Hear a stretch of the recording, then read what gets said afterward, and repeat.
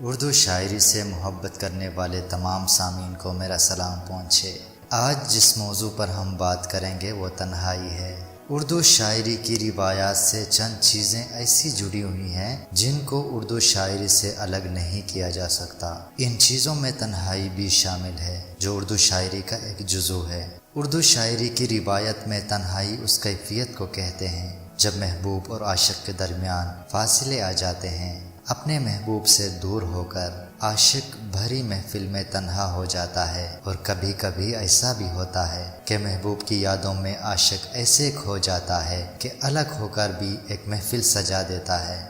اسی موضوع کو مشہور شاعر اقبال عاشر نے بڑی خوبصورتی کے ساتھ بیان کیا ہے کہ کس طرح عاشق محبوب کی یادوں کے ذریعے محفل سجا لیتا ہے اور تنہائی دور کر دیتا ہے۔ چنانچہ شاعر فرماتا ہے، اس کی خوشبو میری غزلوں میں سمٹ آئی ہے، اس کی خوشبو میری غزلوں میں سمٹ آئی ہے، اس کی خوشبو میری غزلوں میں سمٹ آئی ہے، نام کا نام ہے رسوائی کی رسوائی ہے، ہجر کی رات ہے اور ان کی تصور کا چراغ، بزم کی بزم ہے تنہائی کی تنہائی ہے، اس کی خوشبو میری غزلوں میں سمٹ آئی ہے، اس کی خوشبو میری غزلوں میں سمٹ آئی ہے، نام کا نام ہے رسوائی کی رسوائی ہے، نام کا نام ہے رسوائی کی رسوائی ہے، ہجر کی رات اور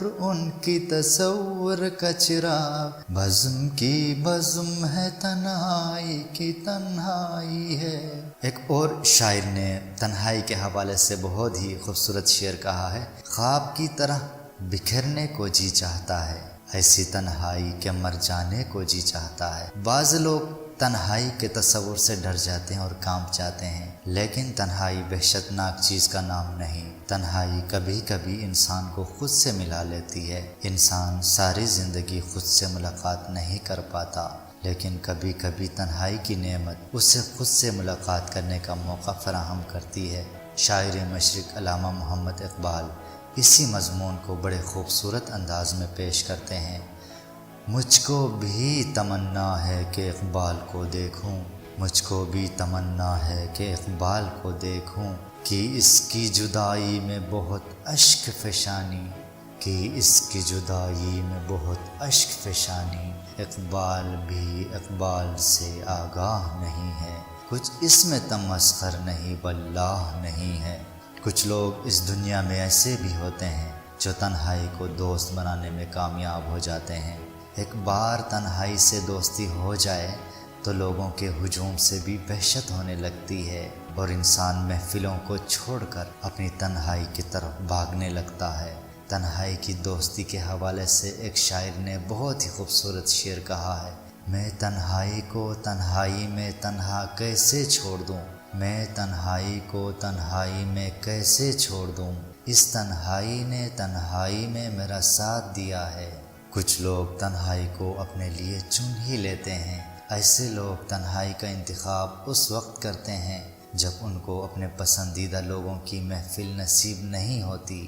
ایک آزاد نظم میں شاعر یوں لکھتے ہیں، برسوں پہلے اس سے کہا تھا اپنا پیارا چاند سا چہرہ، ان ہاتھوں کی رحل پہ رکھ دو اور تلاوت کرنے دو نا، اس نے ہنس کر ٹال دیا تھا، بچوں کی باتوں کو اکثر جیسے ٹالا جاتا ہے، پھر وقت بدل ہی جاتا ہے، کل شب میرا جنگل کمرہ اس کی مہک سے مہک اٹھا تھا، بلک بلک کر روتے روتے کہنے لگی وہ، اب ہاتھوں کی رحل بناؤ، میں اپنا چہرہ رکھتی ہوں اور تلاوت کرتے جاؤ، پر میں رحل بناتا کیسے اور تلاوت کرتا کیسے، نہیں رہی تھی آنکھیں باقی، نہیں رہے تھے ہاتھ، اب تو میں نے چن بھی لیا تھا تنہائی کا ساتھ۔ محترم سامعین، تنہائی کے حوالے سے میرا یہ چھوٹا سا لیکچر میں امید کرتا ہوں آپ کو پسند آیا ہوگا۔ اگر یہ لیکچر آپ کو پسند آئے تو اردو میں اسی قسم کے مختلف لیکچرز کے لیے ہمارے اس چینل کو ضرور سبسکرائب کریں۔ آخر میں اقبال عاشر کے صرف 2 اشعار آپ کی خدمت میں حاضر ہیں۔